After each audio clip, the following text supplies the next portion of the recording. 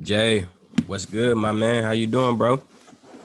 Doing good. Just, woke up, took a shower, ready to chop it up with you, kind of go over, past experiences and, whatever else may come out of the conversation. It's a past experiences being all professional, bro. Um, so this episode is actually gonna be kind of it's gonna be kind of all over the place, man.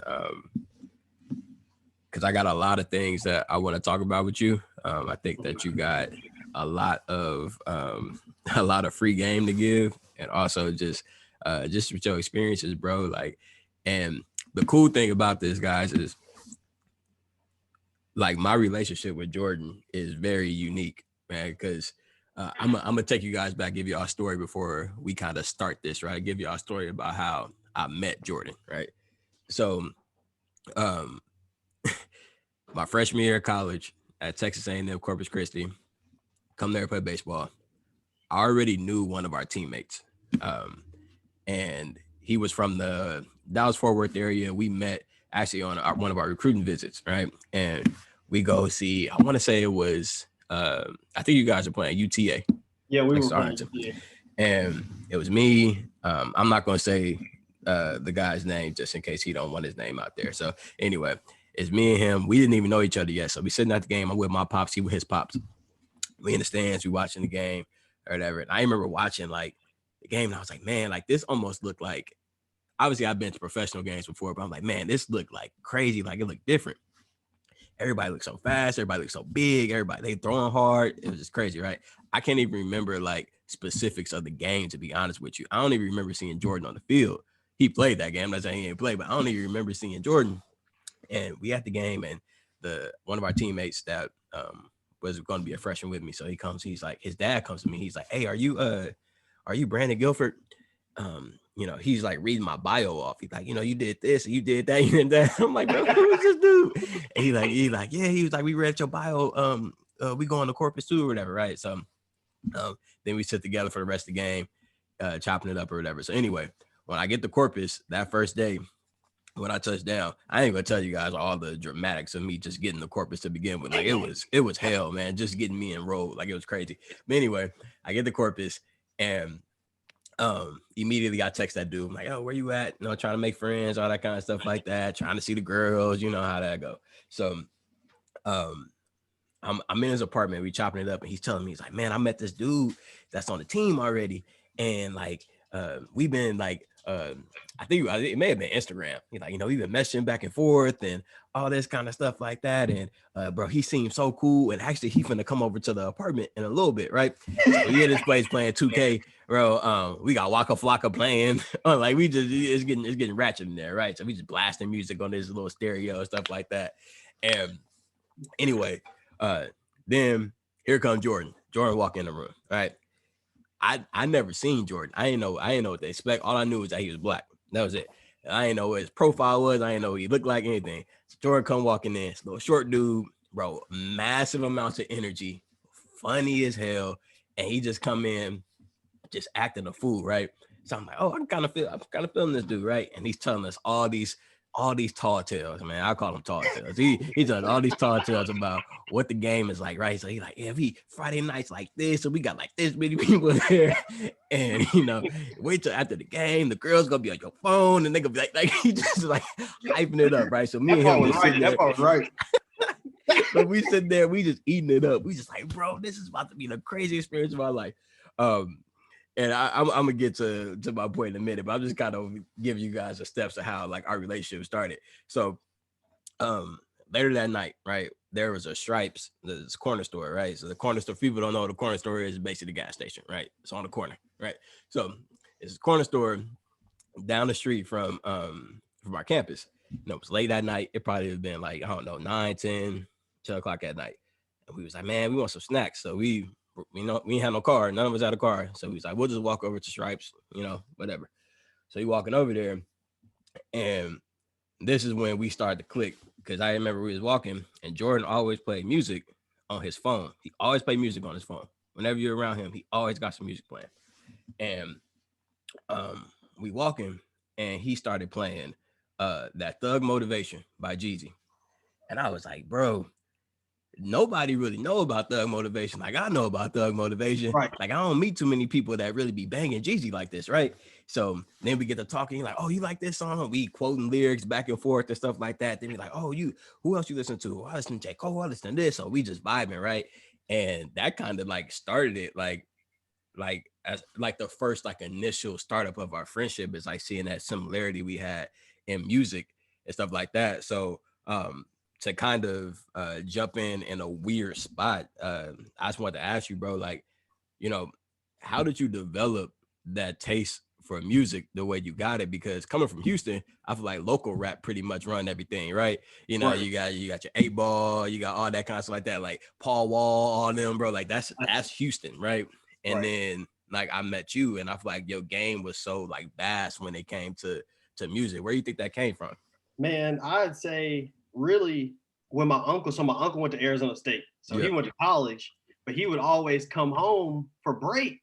So I live with my grandma. So my uncle was like my big brother. So when he would come home from college, he was always putting me on new music. Yeah. And we like 10 years apart. So I'm like 10. And, you know, he 20. Have you heard that? I'm like, what is that? You know, so I would pick up stuff like that. And then my dad would always, every time we was in the car, he would always play Jeezy. You know, so I'm listening to Jeezy, and we would have these little competitions on who could sing the whole song and know every lyric. You know what I'm saying? So that was really where I got I'm big into lyrics. You know, like every time I listen to a song, I'm really listening for the lyrics. Yeah. So my pops and my uncle really, and then, you know, we had BET. Yeah. You know, BET. So we listened to BET, and they usually put the little, you know, back in the day, they would put the song, put the album in the bottom. So I would get a notepad and I would just write them down. And then I had the Bear Share. So I was going and downloading everything. I'm downloading whole albums, and I didn't really know what it was. Right. I would just listen to it. But then, like you said, Houston rap, when we were in middle school, all you hear is Paul Wall. Mike Jones. You know, and I'm like, man, I didn't heard, you know, I don't want to hear that. I want to hear the Atlanta. I want to hear the New York, Jay-Z, and the West Coast. So that's really just, I would say my uncle, my dad, and then once I got access to that Bear Share, it was rap. Like I was burning CDs all day long. If anybody from the government listening, you know. Man, them burning CDs, man. Me and Ham was talking about that the other day, and I was like, man, we was like just destroying computers with that download, man. Like your computer, it wouldn't even turn on no more. It wasn't like you had a virus. Your computer wouldn't turn on no more. It was like Trojan virus 2.0. What I had, you could ask my mom. You know, I broke 2 desktop computers.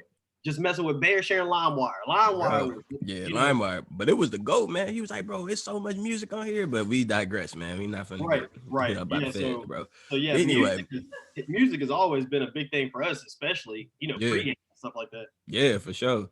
And like the crazy thing about Jordan, like I think what makes him special is something that I didn't expect. Like I said, like first time I met him, all I knew was that he was black. That was it. I didn't know anything about his character, nothing like that. And one thing that I kind of learned about him was like, just spending time with him was intellectually, first of all, he's very smart, but also like his desire for knowledge and to learn so much was something I had never seen. And straight up, honestly, I had never seen from another black person up to that point. Like, it was something different about him. Like he always, you know, could talk about interviews that he watched, you know, and that's something that he always still does to this day, whether it was rap, whether it was artists, whether it was business owners, whatever. Like Jordan was always like trying to learn stuff, and even apply it to the game, always watching film, always watching highlights, you know, all these different things like that. I didn't do that. So it was actually kind of crazy. The more that I spent time with Jay, the more that I started to be like, okay, I want to learn more about just everything in life, man. So talk to me about that, man. Like what started that desire, that yearning for you to always be trying to learn? Right. So I'd have to say, taking a step back and thinking about my childhood. So when I was saying I grew up with my grandparents, she used to always tell me, so she was big into history. Yeah. And she would always say, well, if you really want to know, you have to read it. You know, like you have to read, you have to read. And so when I had access to YouTube, they was they were putting all the videos up. So I was like, well, I could really watch it and really just learn. But to answer your question, what, kind of gave me the desire to want to go that avenue. Yeah. I would say it was just, that's a good question. Yeah. I would say it was more so wanting to be able to hold a conversation with anybody. I always wanted to be the person that's like, I could go talk to an engineer. I could talk to a ball player. I could talk to anybody and be able to hold my own. Wow. Yeah. Me to want to learn about different, medical field, finance, computers, baseball is just, I wanted to, go to a party or, if I'm meeting somebody's parents, you always thought that adults had all the wisdom. Yeah. So I always wanted to be able to talk to somebody and man, he knows more than I assumed or more knowledge of things beyond his years than I initially thought. And I was really just wanting to be able to hold my own in conversation. I wanted to be able to talk to you in Dallas, and I'm like, oh yeah, I know about Dallas, because I read it, Right. And I know we previously talked on Wednesday, and you were saying you don't watch TV. I don't really watch TV. I more so read stuff. And it's not like reading books. I'm reading little articles, news, or just watching it on YouTube. And I think that really, and I'm sure we'll get to this later in the conversation, but that's what really sparked my interest about this finance thing that I did. I just kind of just read and watch movies, Yeah. That's great. That's the other thing too. Movies. Jay been big on movies. Man, I feel like I've seen every movie. I mean, honestly, I feel like I've seen every movie there is that's ever came out. Fun fact, man. We were in college. That's all we did. We went to especially my freshman year. So Jay's a year older than me. So his sophomore year, my freshman year, we probably went to the movie. I mean, how many times do you think we went to the movies, bro? Probably a month, bro. Even when you were dating Hannah, she would come down. We would go to the movies. That's all we did, bro. Yeah. That's all we did. We were kind of weird like that. I feel like some people be like, "Oh, we was going to parties." We was like, "Nah, we was going to the movies." It was our routine was literally lift weights, go to the field. Go to class, obviously. And then watch college football, watch movies. Exactly. That's all we did, man. Anybody that came to our apartment, because me and Brandon lived together my junior year. So anybody that came to the apartment, it was real dark because we always had the movies in the movies. It was always dark in there. For real. So we kind of go back to your childhood, like you said, right? For Scenic Woods. Yeah, right. That's kind of where we start this whole thing. I tell people all the time, I love Houston, man. I really, really, really adore Houston. I think I like it more because the people, everybody that I've met from Houston, white, black, no matter, have been some of the coolest people I've ever met in my life. Very down to earth, very cultured. And coming from California, I see similarities weirdly, in Houston and California to me for some reason. And I can't always put my finger on it, but I don't know. It just seemed like if we would have moved from California and went to Houston, I would have felt more at home than going from California to Dallas. Or the Frisco, McKinney area. Right. So, what is it in your opinion? Well, let's go back before I even ask that, kind of walk me through what that experience was like when you were in Scenic Woods. And then after that, just kind of break down to me what do you think, if you could put your finger on it, what makes Houston so special, if I could put it in those terms? Right. Yeah. So coming from Scenic Woods, it was different. I guess in that point in time, that's all I knew. Yeah. It was just, going outside. For instance, I had an uncle and an aunt. And I had two sisters and a brother. Yeah. So me and my brother, we literally, back in the day, in the 90s, you outside all day. Yeah. We riding mongoose bikes on pegs up and down the street. My parents didn't really care what time because back then there was no Amber Alert. Right. There was no people were kidnapping kids. So you could leave the house and you never had to worry about, man, is he gonna get snatched up by somebody? Right. So it was really, this is what my childhood was literally So I was the only one that played baseball. Mm. And me and you had this in common is Mhm. I really developed baseball skills from playing with the older kids in the neighborhood, but also just throwing the ball up in the air and chasing it and Yeah. diving, Yeah. laying out, and then we hitting wiffle balls in the front yard, breaking Yeah. windows, Yeah. tennis balls, you know, Right. tennis ball too far, we can't play no more. Right. We super soakers, Mm-hmm. you know, but then it was a black neighborhood. Yeah. So you still had, you know, the mischief that came with that, Mhm. you know, but that I think to me made me mature earlier because you knew essentially what to look for in people. You knew how to judge character based on, you know, things that you've seen in the neighborhood. Wow. You know? Yeah. So and even just situational awareness. Yeah. You knew, okay, this is a fight going, you know, Yeah. it may be some confrontation from, you know, how people talk from experience, you know. Yeah, it was just a lot of outside playing ball, tussling over games in the driveway, super soaker mongooses. And you know, it's funny when I look back on that time, I don't even really remember elementary school. It's more just all the outside activities. Yeah. You know. Mm-hmm. But then my mom always took us to different areas and different places. So we are well traveled coming out of I guess an all black neighborhood. Not to say black people aren't well traveled, but we traveled so much around the world.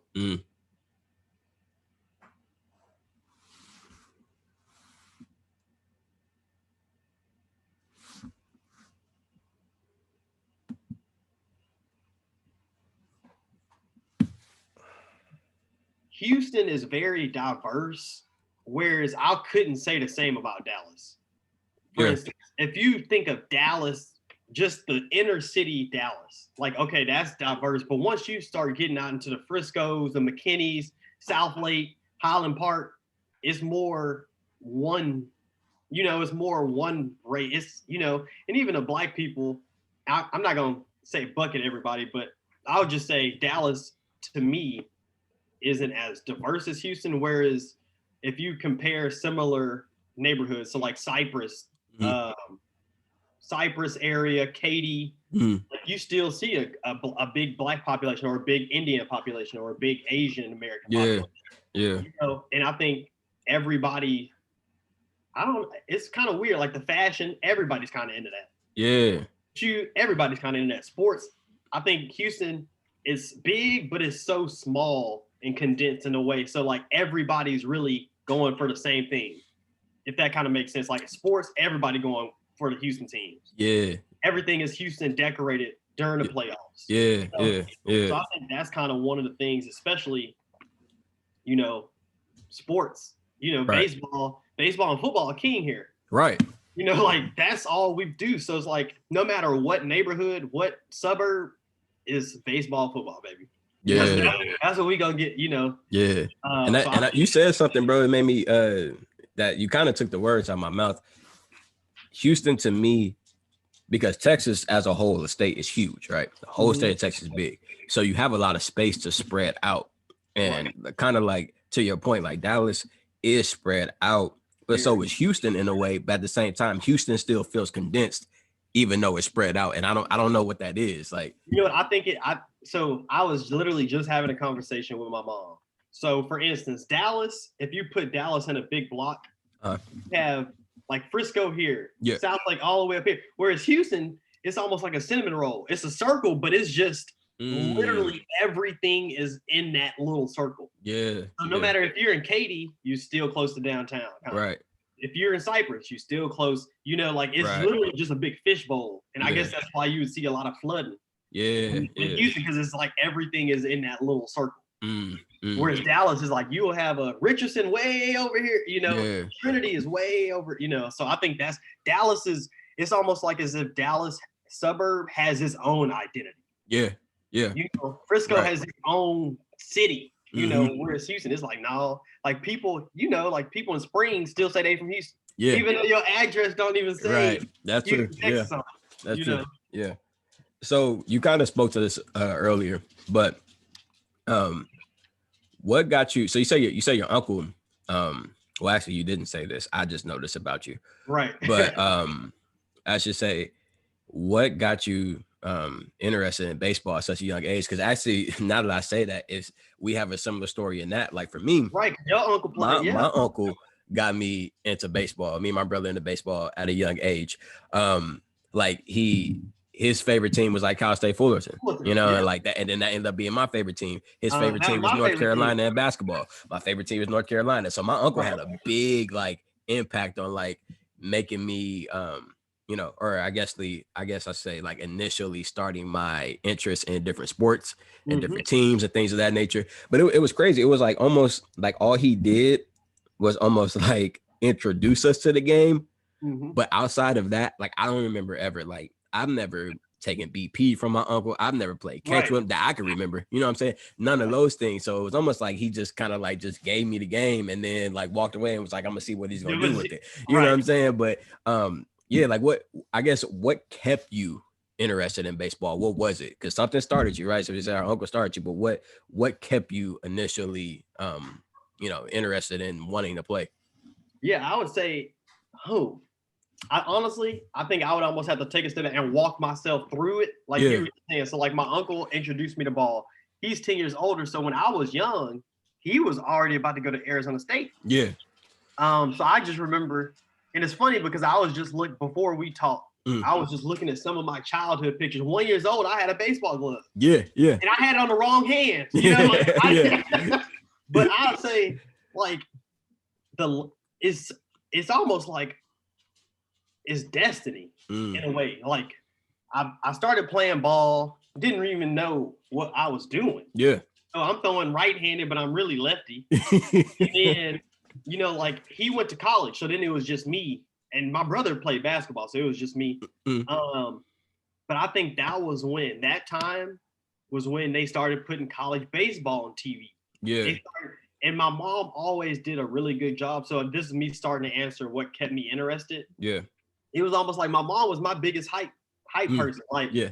She would play the Little League World Series on TV when I was in Little League, and she would always say, "Do you want to play there one day?" You know, like, almost get me excited. Like, do you play there one day? And you know, of course I could play there. You know, I'll hit like 10 homers. It was just, I think she would just always keep me, you know, like out of the streets. Like she was, you want to play? You know, you want to go play, or you want to go to an Astros game? Yeah. And my first Astros game, I won my mom. Yeah. And then I think it was watching college. You know, it was a slow progression. Watching the Little League World Series on TV, and then you looking at them playing, you're like, man, I'm just as good as them. Yeah. You know. Yeah. So then you moving on. When you're in middle school, you start seeing pros. You start actually understanding the game. Yeah. Yeah. You know, so you understanding it, watching pros play. So me being a Griffey guy, I'm watching Griffey. And we didn't even have YouTube, so I can't watch highlights. But right. I'm watching ESPN, and that was when they were showing baseball games. Right. Right. And so then going into high school, like maybe 7th or 8th grade, she would take me to the high school game. And so I went to high school with Anthony Rendon, who plays for now the Angels. But seeing him, and I'm like you were saying, like, man, the game's so fast. Yeah. You know, but then you kind of comparing yourself to they give you the roster. Yeah. Of what year people were. So you got sophomore. Yeah. I'm just as good as him. Right. You know? Right. And then I thought, you know, I was thinking, well, man, at every step that we encountered, you know, I felt like I can do that. You know, I tried it. I really, no, I'm just playing. Yeah. Man, I'm hanging. Yeah. You know. And it's crazy you said that, bro, about not to cut you off, sorry. It just made me think about the Little League World Series, because I remember just kind of funny, just made me think about it. In my little league in Rialto, right? They had an all-star team they would select every year, right? You had a league and they pick your all-star team. All-star team would then go play other all-stars from other little leagues, right? So that's initially how you get to the Little League World Series. It's a long progression, right? So like I remember when I was young, and like I'm not bragging, but I was nice. I ain't gonna act like I wasn't nice. Like, we were good in baseball. It is what it is. We ain't in the league, but we were good in baseball, right? So anyway, I always made the all-star team. And I remember it wasn't until, because we had it broken down, I want to say it was T-ball, farm, junior major. No, we didn't have a junior. We went T-ball, farm, minors, majors. And then juniors. Juniors was the right before you went to high school. High So school. that was a big kid. So like to us when we was young, they looked like big league. We like, bro, they so big, they throwing so hard, they play on a real big field, you know, like anyway, and it's like that every level, right? When you was in minors, it looked like that for the majors and so on and so forth. But anyway, I would get selected, and I remember always just being like, man, I cannot wait to get to the majors because I get picked on the all-star team. I'll play in a Little League World Series, right? So I couldn't put it together yet to know that there were so many tournaments you had to win just and to qualify just to get the Williamsport, right? Right. So 1 year in particular, my last year in majors, right before I was gonna go to juniors, and this was probably I don't remember the year. We moved to Texas in 2008. So this may have been like 2005 or 6. Maybe 2007. I don't know, somewhere in that time frame. And I know it was my last year in majors though. And they picked the all-star team. The all-star team was stacked, bro. Like it was all the homies, right? Because my little league, we all did the same thing. All my homies, we all played in the same little league. We all played on the same football teams. We all played on the same basketball teams, and we just rotated each season. Like we all stayed together, right? So, which was actually kind of cool, especially if you talk about like the environment we came up in, because the environment I came up in was all Black and all Mexican for the most part. We had some white people in there, but for the most part, it was all Black and Mexican. So to see Black people in particular being so willing and so well versed to play so many different sports. Right. Now I know I named the 3 obvious sports, but for the most part, even to this day, you don't hear too many Black people playing baseball. But when but back then, that was normal to me, bro. All my homies played baseball, right? So anyway, they picked this all-star team, and we just nice, like we loaded, bro. And I'm like, bro, whoever we play, we about to run these boys, right? So we win the first tournament, and we win like our I don't know. I guess it's like a regional tournament or something like that. We win like a regional tournament or like area. Yeah. So you like win that tournament.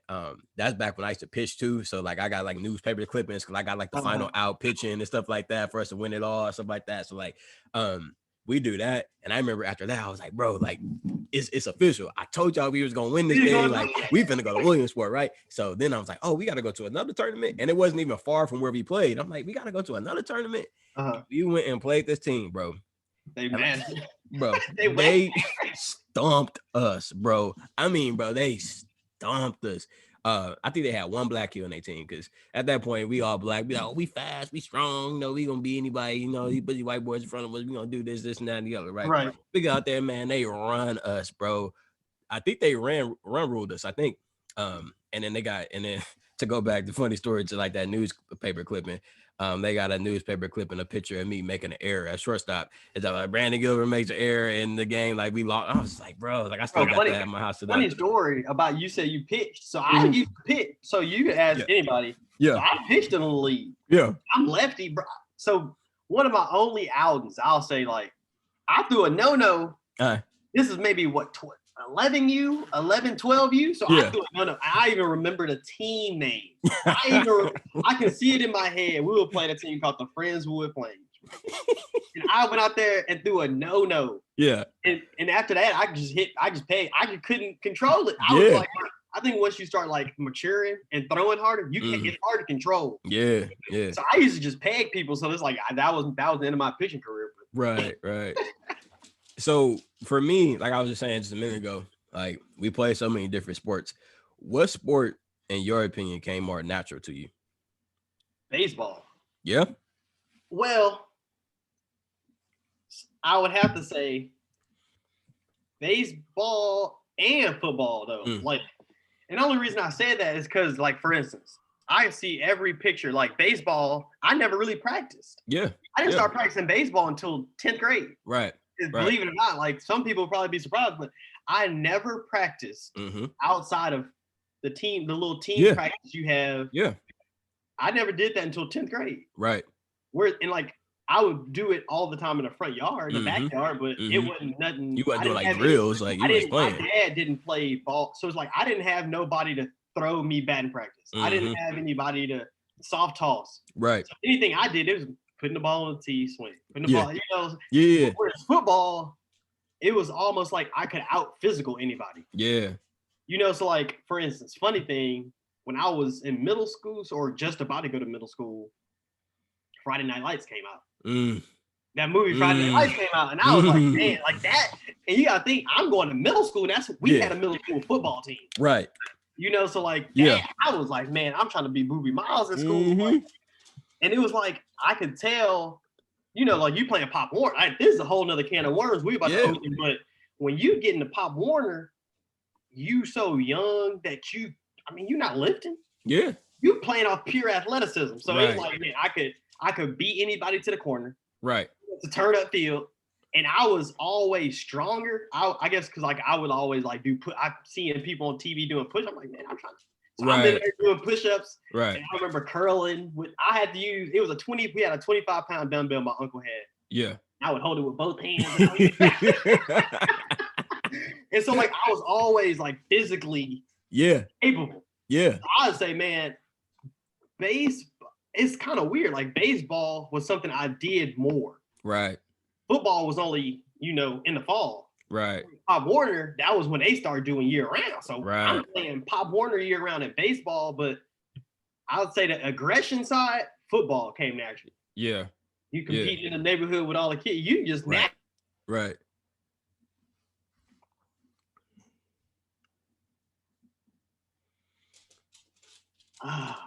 It's kind of hard to pick one, but if I really truly said, I'll say baseball came more naturally than football did. Yeah. Like once I started getting older, you know, like, yeah, I'll say baseball came more naturally. Yeah. Because I feel like baseball is the only sport, a true skill sport that you can get away with not practicing and still like keep going up and up and up. You know. Yeah, that's the thing too. Like that's I'm similar to you, bro. Like, but honestly, I feel like it was tough, bro, because it was weird for me. I didn't start playing Pop Warner football until I can't even remember the age I was. I think I was in second grade. I was later though. A lot of my friends played before me and I didn't. I was just playing baseball and basketball to that point. And I loved football. My dad played football in college and everything. And like I was naturally more gifted in football, I guess, naturally more, from my opinion, naturally more gifted in football. But I don't know it's not that I didn't have a desire to play. I don't know. I just wasn't doing it. And my brother was playing and stuff like that. And I just wasn't doing it. And then after a while, I was like, man, I'm going to start playing. And, you know, quick fun fact, my first year playing football, I was an offensive lineman. So, I do know that. I do. So a little bit of weight. He was I was a little chunky, bro. So and I was slow when I was young. But yeah, so like, but I still it was weird. It was like I was always super athletic. Super athletic. Now I'm not gonna be, you know, everybody say, oh, I was fat when I was a kid, you know what I'm saying? Like I was, and I wasn't like obese or nothing like that. I was heavier, but I think the biggest thing was I was just slow. And I was slow because I didn't run correctly. Like I used to run on my heels. It was a whole lot of things that used to make me slow when I was a kid. And but anyway,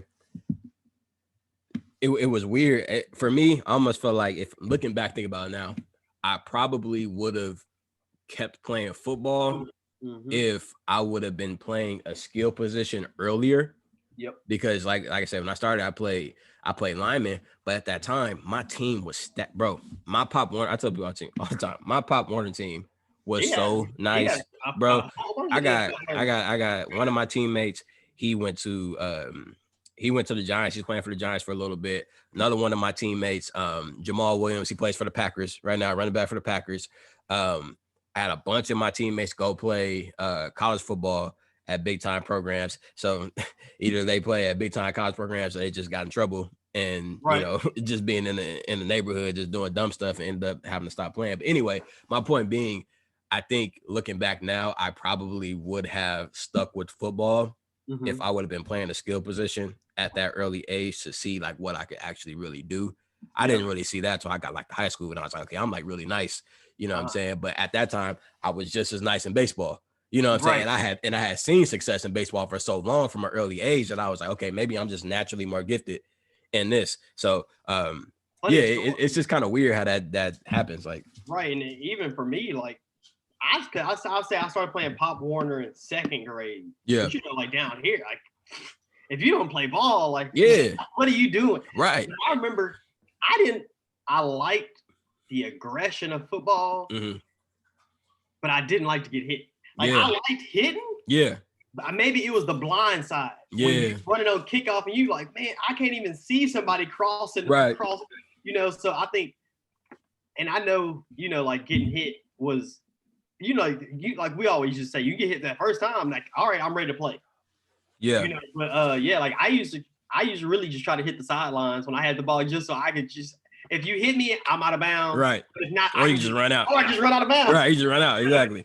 But yeah. Exactly. But so I like to talk about this. That's why I'm spending a lot of time talking about like our upbringing and stuff like that. So, you know, coming up in the environments where we came up in, you know, and I'm talking about before, like for me, before Texas, right? So before I came to the Frisco McKinney area, coming up in those environments, so like I think there's a skill. You talked about it a little bit earlier. I think there's a skill that you learn when you grow up there, because I came from a good family. I was a smart kid. I cared about school. I cared about ball, and I just wanted to do the right things as a kid for the most part, right? But there's a in those environments you can get so polluted by where you're from, by what you're surrounded by. And I started to see that early. Yeah, for the most part, I'll just to make it more clear, it wasn't until I got around like middle school, because middle school, then you getting kids from, you know, other places that's coming to your middle school as opposed to elementary school. It's just like your little pool, and you're real young, you know, so everybody ain't really doing that in elementary school. Then you get to middle school, people start getting older, people start, you know, coming into their own a little bit more. Like when I got to middle school, that's when I start seeing people was gang banging, like, you know, whatever it was, like, and, you know, riots, we had riots all the time at my middle school, you know, and just things of that nature. And it's like, walk me through or let me say it this way, explain to the listeners what that process is like, being that kid surrounded by that environment, having the homies that you have, and you still choosing to go right, and they go left, but they're your friends and that's your environment. You know, walk me through how'd you do that? How do you do that? Right. Yep. And I'll even kind of give you my background, the same kind of upbringing. Like I went elementary, because the elementary school I went to, we all went to middle school together. Yeah. And then the school district I was in, once high school started, you could kind of go anywhere. Yeah. But yeah, like I'd say I didn't really start making trouble in school, like, you know, kind of causing a nuisance until middle school. Yeah, same here. That opened up a whole different can of worms. Yeah. Because all my friends in middle school were in gangs. Yeah, yeah. I'm saying literally every person I hung out with was in a gang. Yeah. Really, and so to your point, that's when you started seeing people smoking. Yeah. Middle school, we had kids driving to school. Yeah. You had kids with cars. Crazy, man. We would have Black versus Hispanic riots where HPD spraying, pepper spraying. Yeah. And it's like you a part of it, but then you got cops at your school. Did y'all have cops at your school? Yeah, like so bad. It was like we had drug dogs. Yeah, bro. Same here, bro. It was literally like the movie Lean on Me. Like, to cut you off real quick, and I'll let you keep going, bro. It's almost like I tell people, if you would have looked at my middle school like from a bird's eye view, you thought it was a prison. It almost like a prison. Like the quad area had the big long bars that came down. Like it looked like a prison, bro. Big iron gate. Yeah. You know, and it was like literally like that was my first. But the funny thing is, you kind of already know because your neighborhood. But then the music you listen to. And I always tell people, man, what you listen to it affects your mood. What you watch on TV, it affects your mood. Yep. You know, so it was almost like, you know how we listen to pregame music? Yeah. I'm listening to pregame music just to go to school. Because I'm like, man, I don't know what today is gonna bring. Right. You know, like, right. I may be running for my life after school down the street from a car full of, you know, people. Yeah. Or I'm jumping the fences, running from somebody I don't even know who I'm running from. Right. You know, so I'd say the only way really that I was able to navigate that and not go the gang way was sports. I mean, because I've noticed looking back in hindsight, a lot of the kids that continued that life, Yeah. they all literally either dead or serving 15 in Huntsville. Yeah. Yeah. And that's the state Right. penitentiary for people that, Yeah. outside of Texas. Yeah. But they didn't have the family. They didn't have a family environment to where it's like, I can ask my mom, hey, what do you think? What if I did that? What's the repercussion from joining the game? I had that. Yeah. They didn't have that. Yeah. So and I think to that real quick, I think that's a testament to, just to big up our family real quick. I think that's a testament to our families, are the people that poured into us, because at that age, you don't see, like, you can't articulate that really. You know what I'm saying? Like, I couldn't go to my dad and say, hey, or I probably didn't want to either. Then be like, hey, man, like, I'm thinking about possibly gangbanging. You don't do that. But it's your parents that can kind of watch you and see how you start to change and like how you start to act. And that was more so with me, like, to your point about like with middle school, like, you just saw how like I started to get influenced more by the people I was with, like the music I listened to, the way I dressed, the way I started to talk, like all that stuff. Like, and so to your point, my mom knew, like, for instance, so she knew the kids I was hanging out with because my mom was my school teacher. In elementary school. So she was putting us both in the hallway. Right. My own mom was like, man, y'all need to go sit in the hallway. Yeah. And so once we just got older, she was like, why are you wearing an all Diggy suit? Why are you wearing green chucks? Yeah. Because it's like, that was when the game, that was when the game, that was when the West Coast gang music was the biggest in rap. Yeah. So it's like, I'm listening to the game. I'm like, Crip blood. Like, right. Uh-huh. That's what they doing. Like and then it was like, even the funny thing is, outside of school, I had all my friends were like Hispanic. Yeah. Black. Yeah. But in school, man, like it was such a race. It almost seemed like jail in the sense of like it was such a race divide. Yeah. All the black people over here, all the Hispanics over here, all the white people over here. Very divided. So it was like that started. And think about it, West Coast, like that's the only like penal system, meaning jail, like that's that strict about that race thing. So it was almost like, man, like it's so. To your point, you said Houston is very similar to the West Coast. Yeah. But yeah, like my mom, like she knew everybody, so she was like, "Why are you not that?" Yeah. But my mom, I'm like, "Yeah, I am." Yeah, I am, right. Come up to school and see, Yeah. So that, and then like when your older siblings, like they try to check you, but then having my uncle and them coming from college, they like, what are you do? What is this? Right. So I would say family, and also my saving grace, and I really think this is true, was graduating middle school. Yeah. Like I've always thought, if I could get out of 8th grade. Yeah. If I could, as crazy as that may sound to some people, that's not for real. Like, because I'm sure a lot of people that will listen to this, like they never dealt with that. So they like, yeah, this is cap. This is a lie. Yeah. But no, like seriously, I used to think I can just get out of 8th grade unscathed, then I can go to any school. So it's like the probability of us going to the same high school is slim. Right. So I was like, man, if I can really just get out. But I realized once I got to high school, it was worse. Yeah. It was worse. So I was like, man, like I can't escape it. Like I'm gonna have to.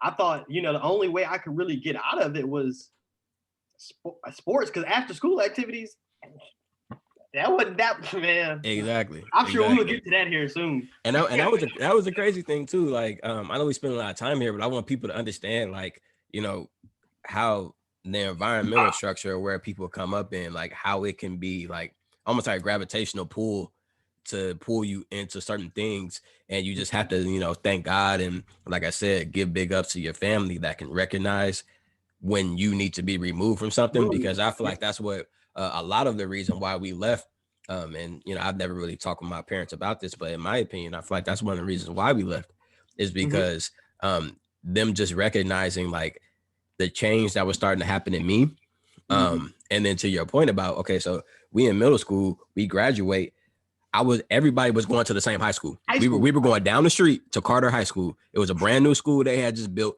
It was nice, it was dope, but we all was gonna go to Carter. And then to your point, because the neighborhood that I grew up in, the surrounding neighborhoods, I guess, it wasn't just the Rialto kids was gonna come.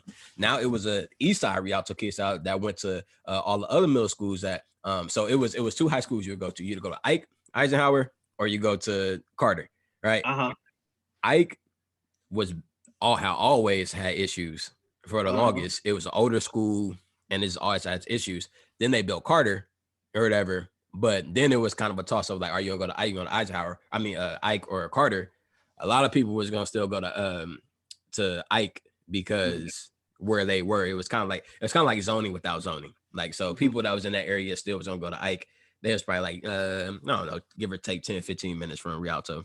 Right. They were still in Rialto. But anyway, that was like, looking back, it's kind of like the scary thing. And I'm sure my parents probably saw that as, okay, like, everybody that Brandon is surrounded by right now, he's going to go and migrate to Carter where he's around more. And the scary thing, bro, is when you got siblings.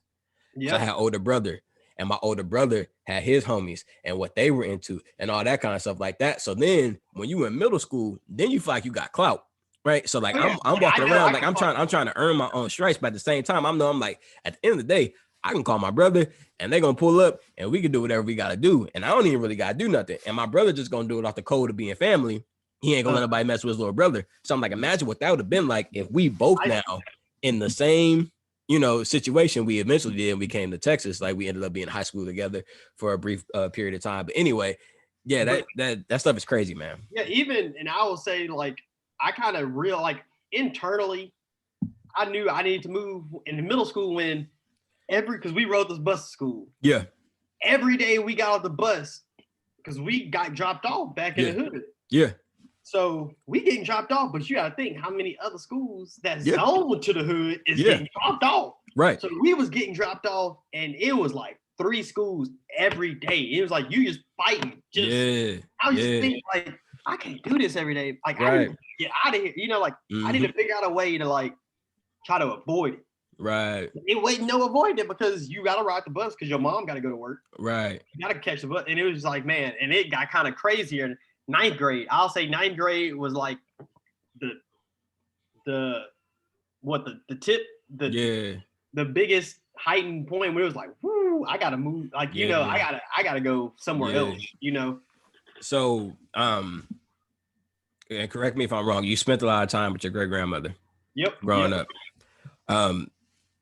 If you could give me one, whether it's piece of advice, a quote she gave you, or something she always said that's now a quote for you, or just a principle of life that she gave you, that still applies today that you kind of live by. Do you have an example of that kind of something that she put in you? I'll say discipline. And the reason I say discipline is so I live with my grandma and my great grandma lived together. Yeah. And me and my brother lived with them. Right. And then my uncle and aunt would come home whenever they were in college. Yeah. So you could say from age 0 to age 16. So 16 years. Yeah. Every single day at the end of the night, we had like a house to where like I could stand at the bar in the kitchen and look through her room. Like I can see what she's doing in her room. Yeah. And every night, man, she would be up reading the Bible. Yeah. Every single day for 16 years. Only time I didn't see her read that Bible was if she was on vacation. Yeah. You know what I'm saying? So it's just like the discipline to do it. Anything day in and day out without a complaint, without ever breaking your schedule. Yeah. Like that when I saw her do that, because she passed away my junior or senior year of high school, but just seeing her do that every single day, it was like, man, like if I could apply that to anything I do in life, then I think I'll be pretty successful. Yeah. If I could stay steadfast and disciplined in baseball, football, school, relationships, being a friend, and like you being a father, if you can just stay disciplined and own the course, I think that's what we always say, we controlling the controllable. I'm controlling what I can control and putting the time in to something I care about. Yeah. So to her faith was important. Yeah. So it's like, there's nothing in my day that can deter me to not get that word in. You know what I'm saying? Like us, with being married, there's nothing that can deter me every single day, you know, than to try to do the right thing for my spouse. Yeah. You know what I'm saying? So Yeah. and you see, you know, and so it's like everybody looked up to her in our family. You know, so I always thought, man, if I could be like half of discipline and respectable towards people, then it's like I'll be respected in it and I'll have a good outcome on a career basis, but also just as a man. Yeah. So like that was my thing, was like being in the hood, you wanted to get out. Yeah. The only way you're gonna do that is through discipline. Right. Hard work, you know. Right. And I think because we know people that were better, more talented than us, but they didn't have the discipline. Yeah. We were out there getting it, rain, sleet, snow, even in the dark. I know you remember those times. It was dark out there, and we were out there getting grinding. Yeah. So I'll say, like, seeing her do that every single day, right, you know, kind of like was inspiring. Like, man, like if I could do that with anything, right, you know, then I think I'll be well off. I won't say necessarily successful, because, you know, it kind of takes a little favor to get that. But. Yeah. No, I love that, man. I wish I would have the opportunity to meet her, man. And everybody has something or someone that has, you know, contributed to their successes and honestly their failures too sometimes. Right. Let's go back to the sports side of things real quick. So we were talking about this the other day, you know. Let's start at the high school level, right?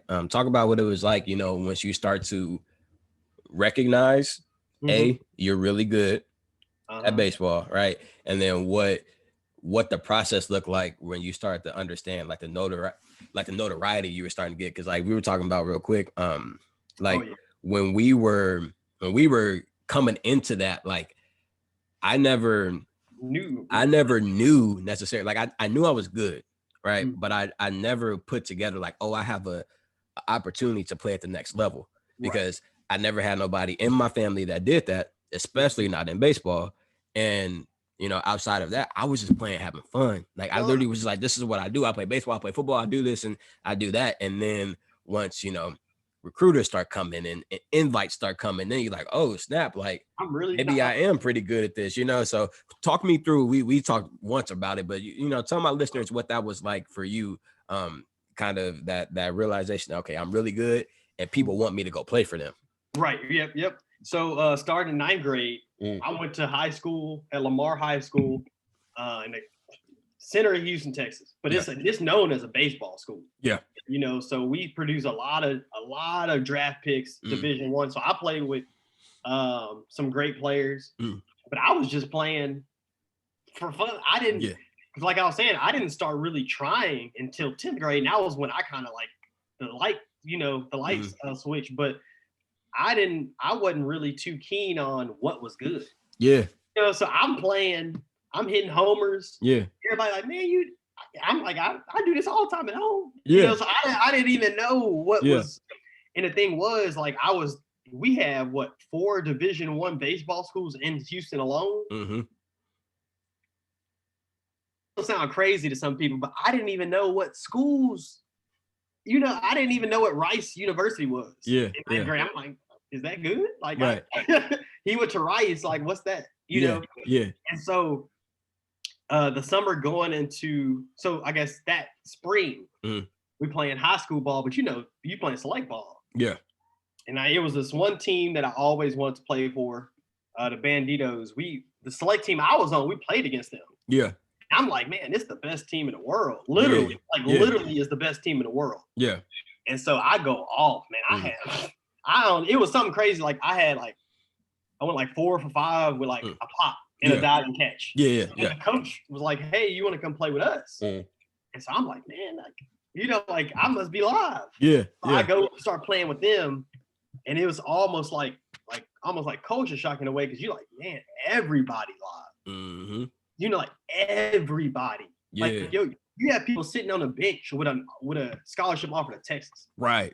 They sit in the pine. Right. You got people with offers to TCU, LSU, Arizona State on the bench. Yeah. You know, so I'm like, that was when I moved schools in 10th grade, partially because behavior. I wasn't going to school Right. blah, blah, Right. blah, blah, blah. Yeah. But also because of baseball, Cypress in Houston is like, man, it is some talent, almost Yeah. like Frisco. Yeah. You get some talent out there. Mm-hmm. So I'm like, man, if I really want an opportunity to shot at this, Mm-hmm. you know, that was when I started realizing I was live was in 9th grade. Mm-hmm. I was like, if I really want to take this serious, I need to go out there to Cyfair. Yeah. So I moved with my mom, Mm-hmm. my mom and my sisters. Yeah. And so I go to Cy Creek. I went to Mm-hmm. Cypress Creek High School. Went to Cy Creek, and I'm still playing the Banditos too. Mhm. So I'm tearing it up. I think at the end of my sophomore year, I'm ranked like the 130th baseball player in the world. Like Yeah. I'm 130. I'm like, Yeah. and I didn't even know. One of my coaches told my mom, and my mom came home all hyped. I'm Yeah. like, what's up? What are you so excited about? Yeah. You ranked 130th in the world. Like Yeah. you good. Yeah. And so like in Houston, I had to have been top 50. Yeah. You got to top 50. Yeah. Right. In Houston. Right. And so this is where me and you kind of really, our paths really took off similar, was because that was when 10th grade was when I really realized I was good, but I still didn't understand what they were looking for. Yeah. Like I never knew about a 60-yard dash. Like I knew I was fast. Everybody knew I was fast, but I was like, I never done that. Or like just mile per hour. Like, you see people throwing 100, but Right. I don't really know what I do. Right. I don't know how I stack up. So when I got that ranking at 130, that was kind of like confirmation. Like, yeah, I'm like, Yeah. like I'm nice. Uh-huh. And so then like me and you, we started getting invited to area code games. Yeah. I'm like, what is that? Like that was, I'll say like that, because I went to area code, I think my sophomore, no, I went to my junior year. Yeah. I went to area code my junior year. Mm-hmm. And I'd already been playing tournaments with the Banditos. So like my rank is just propelled, Right. And when you get to area code, like that's when you realize that you are not as live as you think you are, because you got kids from towns you never even heard of. Yeah. You know it's in Texas, but you like, where's Refugio? Right. You got kids from Refugio outside of Corpus throwing 101. Like, man, it was black kids from Houston throwing 100 from the outfield. Like it was mind blowing. Like, man, like, and so that was when I was like, I gotta start like practice. I gotta start like elevating my game. Right. I think one thing that you and I do well is we always adapt to the competition. Yeah. Like when I got to the Banditos, you never want to be the weakest link. So it's like, okay, I gotta do more to be in the peer group. I gotta, know. And then I went to college Corpus, like you said, it was almost like that first practice. Yeah. Like, dang, like everybody's fast. Yeah. Everybody's big. Because I have a late birthday. Like I turned 18 a week before I graduated high school. Right. I'm going straight to college. So I literally just turned 18. I'm playing with 23-year-olds. Right. Like I'm playing with grown men. So I'm like just adapting. Yeah. So, but then like you say, the cream always rises to the top. Right. If you really putting that work in, especially when you get to high school, like that later, because then you got people buying beer. Yeah. People get distracted. Yeah, exactly. There's a lot of distractions. And so I'll say like that was when I really amped up my work ethic. Yeah. I'm like, man, they all partying. I never went to homecoming in high school. Right. Literally, I never went to homecoming. I was grinding. Yeah. I went to prom, but almost didn't go to prom because we was like in the third round or fourth round of playoffs. Right.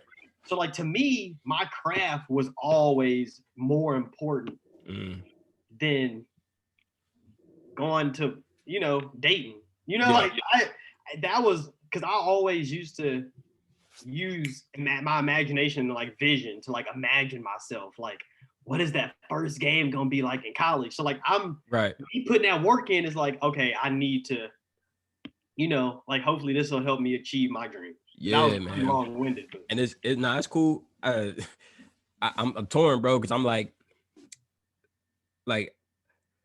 if I'm talking to young people, like there's any young dudes listening to this, or if you got kids that play baseball or just any sport or whatever, like as much as I appreciate like you telling your children these are the tools. Let's take baseball. These are the tools you need to be successful. This is what scouts are looking for. This is what all that is great. But at the same time, I think it'd be detrimental too. It can't. Because to your point, like with us, nobody told me what, because we didn't know. My family didn't know. Like my dad didn't know, like, you know, they're looking for your home the first, you know, they're looking for, they don't even care if you strike out. They just want to see how quick your bat is, and like just all different things like that, like your footwork in the field and your arm angles and all that. Like I didn't know that kind of stuff. I just wanted to perform well for my team, right? And I wanted to help us win because I hate to lose, right? So I'm just out there competing. And I think that's what like helped me, because I'll say this to your point, kind of like your experience. I didn't necessarily start really practicing baseball, like really getting in there, like to fine tune my game, probably until after area code. Yeah, which was my junior year as well, because again, I'm going through high school, I'm playing well, I'm having success and stuff like that. I get this invitation to go play. And still, when I got it, I had never heard of it before. And I'm like, all I see is like major league stamps on mail. And I'm like, bro, like, what is happening right now? Like, and then, you know, I'm doing all this stuff and I'm like, okay, like, I'm just going to go do what I do. Right. I'm just going to show up and I'm going to do my thing. Right. And you get there and you're like, ooh, like we get 8 swings and he hit 6 out. Right. Oh, and two of them landed on top of the building. Like, right. Ooh, and right. For people to put this in perspective, area code is a very prestigious like showcase. It's invite only. Yeah. And they have it all over the country. Each region, like West Coast, is divided by maybe 2 teams. I think they have the Milwaukee Brewers and the Oakland A's. Whereas our Texas is so big in itself, it's the Texas Rangers, but you may have 2,000 people trying out. And it's always held at the time we were going, it was in Houston. In Houston, yep. So Brandon speaking on people hitting balls, these are high school kids with wood bats hitting balls over the 385 gap, over another batting cage facility that's probably 50. So these are high school kids hitting balls 400 feet. Easily, bro. Way over, like 40. Running, throwing 100, running 6 threes, and they said, I mean, it's like the craziest thing, and it was like it's just so. I want to like paint the picture for people, because I'm getting to a point, right, with all this, like you get there, and like you said, it's so many kids out there, and then you look in the stands, and it is every single university, every scout represented there. It's every single major league scout. But the crazy thing is the scouts, the major league scouts, they're not in the stands. The school in the stands, the major league dudes on the field right next to you. You run the 60s, they standing right next to you. You taking BP, they standing right next to the cage. Like it's just like this. It's such it's fun, don't get me wrong, but it's like it's such a pressurized situation where all eyes on you to see what you do well, right? And you know, I performed well, did all things, stuff like that. But I remember just leaving, just being like, not defeated or anything like that, because as long as you there, you on the radar. You have so you good. You obviously you want to, you know, make it on the team and you know all that. Obviously you want that outcome, but regardless of the fact, if you there, you straight, right? You're confident. So you know, I remember leaving, just like thinking in my head, like, man, I got to get better. I got like I know what it takes now. I want to be that dude hitting those bombs. If you get 8 swings, I want to hit 8 out. You know what I'm saying? Like things of that nature, right? So that's when I really start to work on my craft. So my point to all that is like, I think you just got to be careful about how much quote unquote game you give into your kids when it comes to that. Just let them go out there and play. Let them have fun, and then kind of let the time present itself for that to come in a way, right? Because I don't want to start telling, you know, my son, like, you need to start working on your bat speed, and then that's all he focused on, you know, and then he in his head when he hitting, you know, like all that kind of stuff. You just want to let them just go play, and then when things start to materialize and a scout comes or this or that, you're like, okay, now let me tell you what they're gonna be looking for, right? And because I think looking at children now, parents put so much pressure on, and it's almost the parents living vicariously through the kid. Right. It's not necessarily the kid even wanting it as bad as the parent wants it for them, but they always, you know, I see a lot of parents, you need to do this. You need to be going here. You need to be getting 100 swings in a day. I always say, if they're doing it, they're picking up little tidbits. So where it's like when you get to it, because you don't want to hurt them physically when they're so young, they're not even developed enough. Right. You know, like you have kids getting Tommy John and they not even developed enough. Right. No reason that should be happening. Like I literally, me and Brandon played Division I baseball, and we played top tier competition. Right. Mizzou. I'm sure there's gonna be a lot of Iowa, Minnesota. So we played Mizzou. We ran Mizzou. Mm-hmm. We ran Iowa. But I can't remember one person on our baseball team that even got Tommy John. Right. Correct me if I'm wrong. I don't know one guy. No. And I literally, this is the only time I've ever thought about that. Yeah, that's true. You know, so it's That's like true. you have your kids putting so much wear and tear on their body from Mhm. only playing baseball Mhm. that you're almost hurting them Yeah, more than you're benefiting them. exactly. Like we played baseball, football, basketball. I almost wish I would have played soccer. I really wish I'd played I soccer. didn't. For real. I just Yeah. didn't. I mean, there was no Right. where I was at. There was no. Yeah, little ain't league nobody soccer. playing soccer. Yeah. And the Mexicans over there playing soccer. Right. So I would tell parents now, you can have them play at a high level, but Yeah. just mix it up, diversity, because there's certain things from soccer that will help you if you're an infielder in baseball. Yep. There's certain things in football that will help you if you're a receiver in football. The transition to the outfield in baseball would be very easy. Very because easy. You already know how to whip your neck around and look for track the ball. balls. Exactly. Right. Mm-hmm. So that's what I always say. I've never been someone that said my kid is only going to play baseball. Like, no. Right. You let them play everything, and then when they get to the point, like my mom always told us, they'll decide when they're ready. Yeah. When you 11th grade, okay, I think I would just. I mean, for me, I would if I could have, I would have played football and baseball in college. Right. I would have tried to go to somewhere like Baylor or somewhere where I could play both. Exactly. You know, so I always tell people, don't try to silo your child to one thing so early to where they almost look undeveloped in a way. Right. They almost look undeveloped physically in a way. Yeah.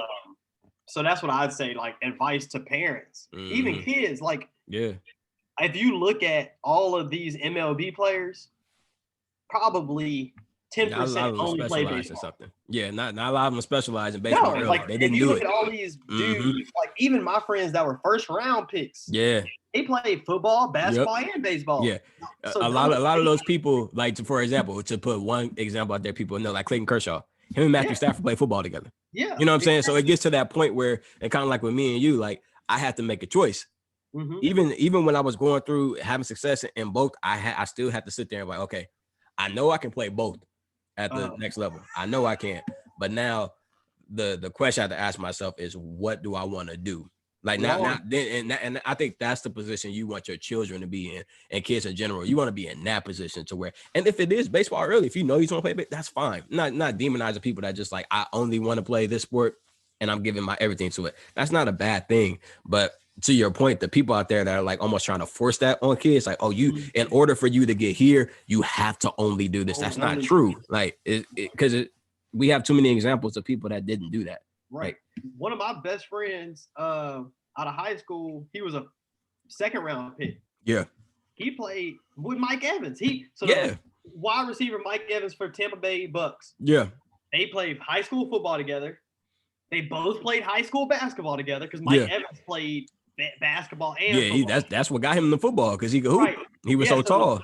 So he played basketball in high school with Mike Evans, football in high school, and baseball. And the only reason he stopped playing football was his senior year. He was supposed to be a first round draft pick, but he got a neck injury playing football. So that's why he was like, all right, it wasn't anything severe, but it's like, all right, I need to really, I got $1 million on the table. Like, let me just, you got to think that's in the fall of your senior year. So it's like, you almost in college anyway. So I would tell people, like, don't try to, if the kids want to do more than one thing, just let them be kids. You know, like, that's what I would do. Let them be kids.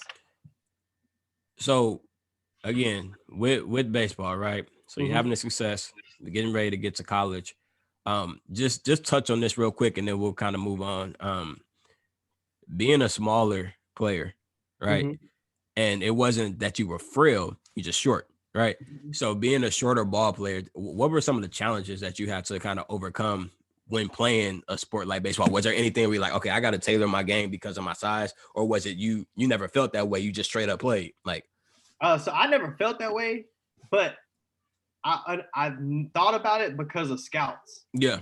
You see what I'm saying? So like, I never thought about being like a 5'6" baseball player would hinder me because I still had more pop than the big guys. Still was fast, faster than the bigger guys. Right. It was really knowing what the scouts want. You know, you always hear big league body. Oh, yeah, big league body. Well, how many 5'6" big leaguers do you see besides? I mean, Altuve now, right? Right now, right. You see smaller, like even Mookie Betts, right? 5'9", right. Altuve 5'6". It's rare, you know. So like going into college, like I always knew I got to do more. I gotta at least hit 3. That's the bare minimum because I got dudes at 6'5" that's hitting 290. Right. I gotta be. If I'm 5'6", I gotta hit 315, 320 because that's always gonna be a knock against me. And I think that's the great thing about, like, that's why I want to specifically bring this question up to you, because Jordan had tremendous success playing baseball at a high level. And we see that now, to your point, like, you know, we got Mookie Betts, we got Altuve, we got Dustin Pedroia just retired, you know, he was shorter, you know, things of that nature. And it's not just baseball. The only sport I think that it just, I wouldn't even say that because you got short people in basketball too. But the point being is, like, I think we're starting to move out of that archaic thinking that like your stature means that you're going to be X, Y, and Z, right? Because it's just not the case anymore. We're starting to see way too many examples, and I can see that we're starting to get there in our thinking. But you got the Kyler Murrays, you got the Russell Wilsons, you got the Altuves, you got the dudes that do way more than these amazing built. I done seen some of the biggest dudes, swollest dudes, all this kind of stuff like that, and can't do nothing when it comes to playing their sport. So I'm glad that we're kind of starting to move out of that archaic thinking. Like, if you can ball, you can ball. Period. Exactly. And I think it was perfect timing. I think I was at the tail end before it really got popping like that. Yeah. But even think like Steph Curry coming out of Davidson, like, you know, like, man, is he that good? Like, even though he was putting up legendary numbers, even Kyler Murray, like, this dude won. He's Mr. Everything in Texas. Was to win. Yeah, he's everything. Like, you still saying, oh, he's 5'10" and like. And you see his NFL success, and it's like, all right, obviously. What else do we have to, like, why you keep questioning his talent? Like, Nate Robinson, you see what he's doing. Nate Robinson won 3 dunk contests. Right. You know, so it's exactly. If you can ball, you can ball. Right. So I'm happy that the next generation won't have to deal with that, like kind of like I did, because that was like a knock against me even in college. Yeah. And I never hit under 300. Right. In college. I'm putting up numbers every year. Exactly. But so I'm happy, like, for our kids and the, you know, generations down the line. If you can play, man, you'll get an opportunity. They'll find you. And to kind of go through Corpus, I don't want to spend too much time in there. Like I said, me and Jay played together at Corpus. Like I said, Jordan had tremendous success. You know, talk me through this. So you see the success of Corpus. You got a lot of teams interested. Be on the radar. It's just high school, right? You had the opportunity, you turned it down. Talk to me through what was your thought process and, like, what made you make that decision? Yeah, so the reason I turned down pro ball, and it's kind of funny because you think of your whole life, that's all you wanted to do, right? You know, but I think as we mature as adults, it just you're exposed to more things outside of sports. So for me, I knew I wasn't going to be a top 5 round draft pick. Yeah. So I was thinking, okay, well, what? And plus, I was a senior. I didn't have any leverage. I didn't have leverage to say, all right, well, if you don't give me $2 million, I'm going back to school. Right. It's like, all right, well, you don't have to take it, bro. You can go work full time. You know, like, right. So I was thinking, well, if I'm already not going to be a top pick, and I'm already, you know, all the cards are stacked against me in regards to stature, etc. Yeah.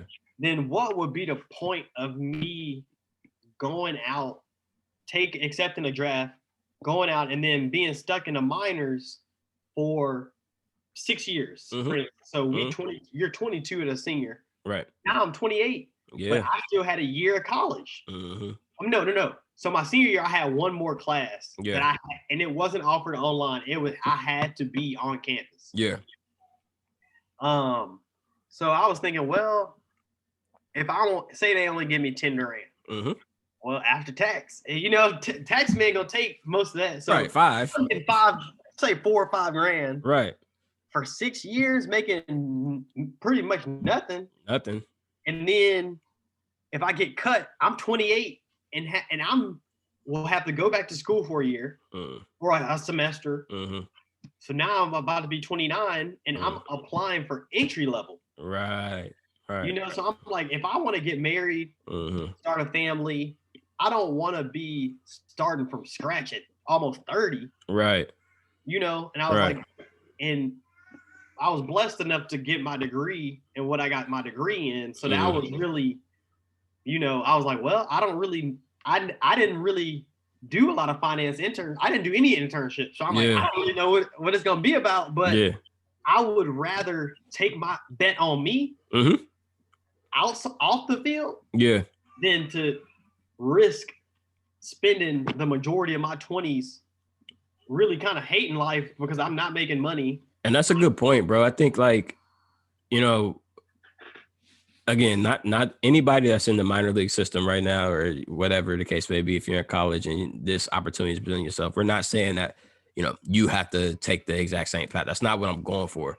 But I do think you made a good point. There's a maturity level that comes. And maybe I misspoke. I wouldn't even say maturity because I don't want to make excited people that aren't mature. That's not what I'm saying. What I mean is it's to each his own, right? So, your experience, your decision, that was yours and it made the most sense to you, and I think it's just important to highlight that part too, that, sometimes there does come a point where you have to weigh your options, and sometimes option B is better for you than option A, even though option A is what you've done your whole life and what you've always dreamed of and the opportunity now here. But if sometimes it just isn't right, and Right. so I just want to give you, kudos for that, because I think that is, regardless of your success outside of that, I think the lesson is, kudos to you for having the gumption to be like, you know what, I think I need to go in the other direction. Even though, Right. like I said, this is what I've always worked for and it's here,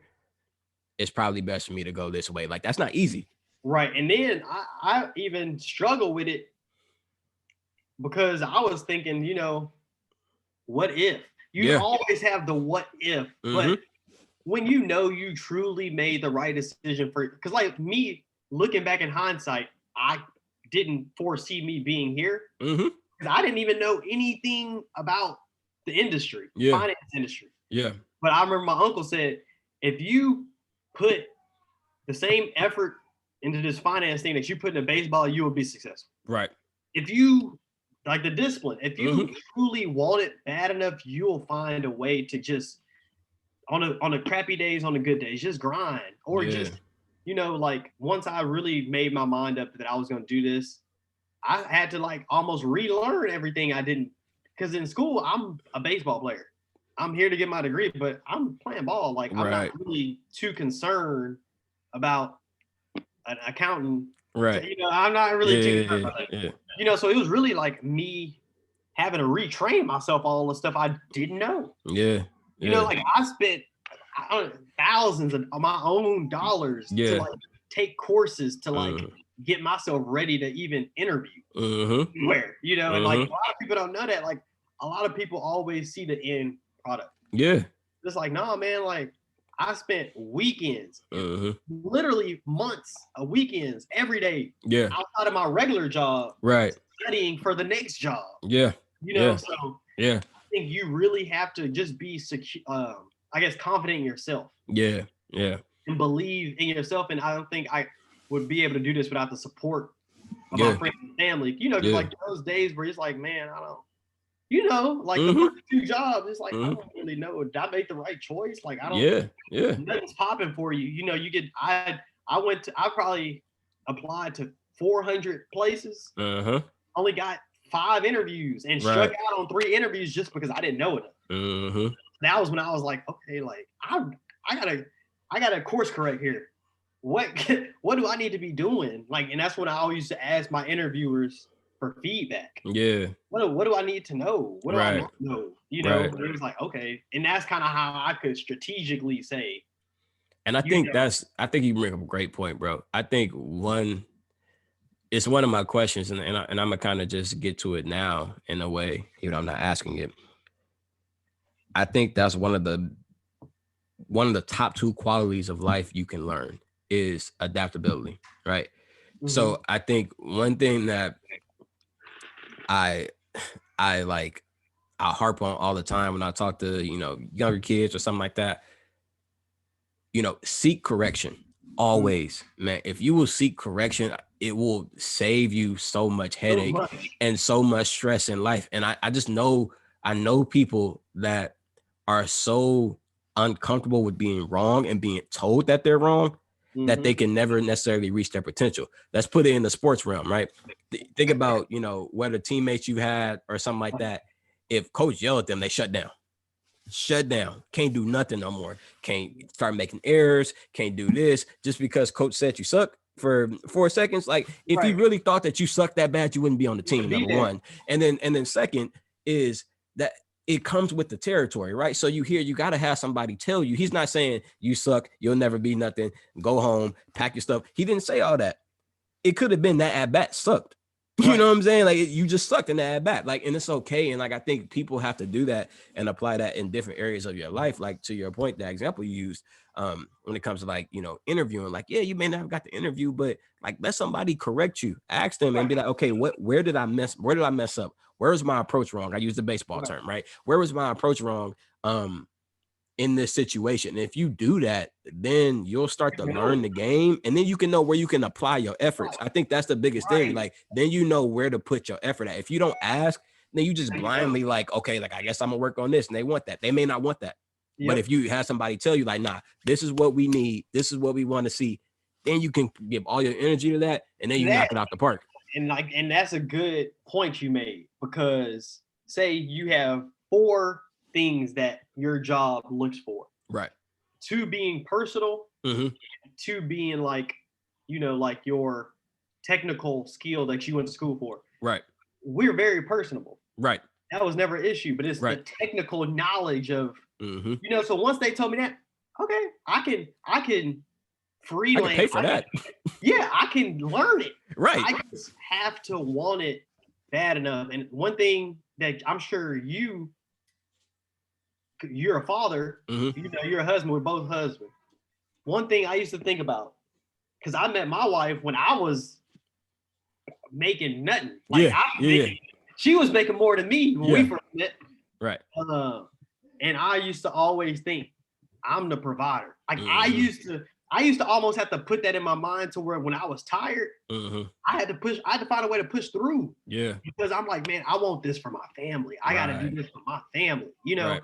And I'm sure you being a dad, like, when you out there doing any task, juggling stuff, I got to do, it's a whole different mindset. Yeah. When you have people depend on you, and I think that's one thing that me and you, like, post college, I think our grind, because I, like me, like, I know your story probably better than your parents know. Exactly. Like, I know all the sacrifice. Yeah. What I'm saying? All the uncertainties that we both had. Right. And I think our grind and adapting to the situation is just next level. Like that. Right. I think that alone has put us and will continue to put us in positions of success. Yeah. Just because I think me not being the smartest person in the world. Yeah. But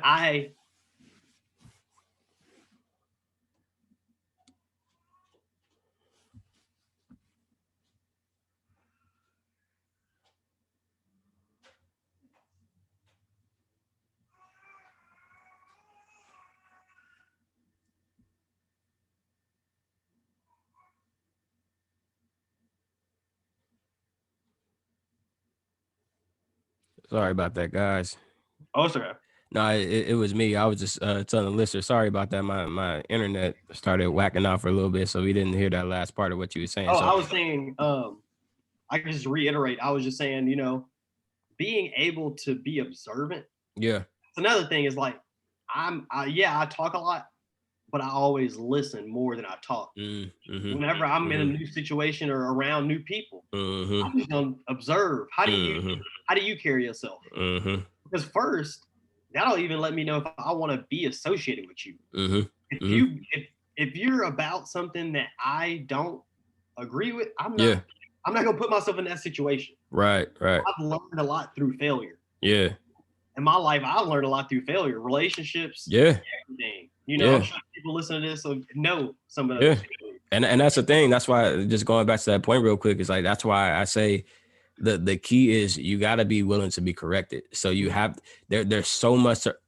There's way more, in my opinion, to learn from failure than there is success. Yep. Because if you do things, if you're always having success, it's very rare that people will have success and still look internally and be like, okay, where can I get better?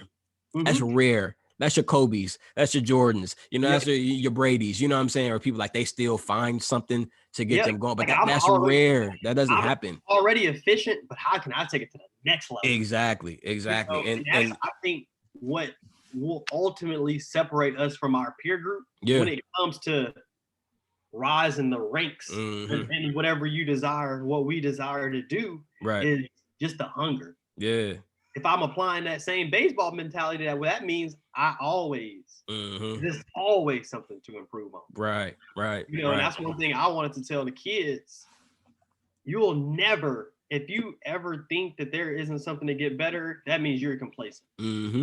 If you think you are just the best that God has ever put on the ever grace of baseball field, you're wrong. Right.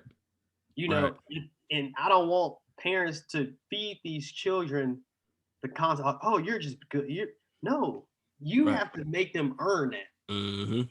And as a person that performed at a high level, you don't even have to say you good. Your peers are saying your praises. Exactly. And that's what I always say. That's the difference between somebody that thinks they're good and somebody that is your peers will tell you. Yep. That's that guy. Yeah. Mama, that man, exactly. Yeah. That Brady guy, like, man, I need him. Yeah. So that's why I always tell people, like, people will speak enough for you. So talk about this real quick, because this is something that I didn't really how do I say this? I didn't really come to realization of this until after the fact, and I wish I would have recognized it earlier. So we just came off of talking about your decision to not go play pro ball, right? Or take the opportunity to get to play pro ball. And for me, I'll just give my example real quick. When I had a fifth year that I could play at Corpus, because I redshirted my freshman year. I didn't. I graduated in December of 2016 that year, so I would have played the 2017 spring season. I didn't do that. Just took my degree, went on with my life, started my new life. At that time, I was engaged already, getting ready to get married, all these different things. So I had different things going on in my life. But anyway, I graduated, got smacked in the face with the reality that just because I got a degree don't mean I'm getting hired nowhere. Right. So I wasn't getting hired anywhere. So that was a blow. And this is where I'm trying to get at real quick. I think there is a huge wound that happens. There's two wounds I think that are massive that happens. Number one is the fact that you're no longer doing what you've done your entire life. Right. The one thing that gave you your most that made you feel purposeful in life, the one thing that fulfilled you, the one thing you saw amazing success in, has now been stripped away from you.